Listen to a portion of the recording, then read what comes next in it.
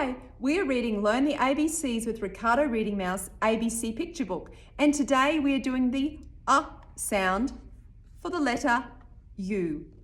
The letter U says in the word udder and umbrella. Can you say udder, umbrella, and Mum and Dad or your teacher might be able to talk to you about the word udder. Cows have an udder, and what comes from a cow? Milk. And we use an umbrella in the rain.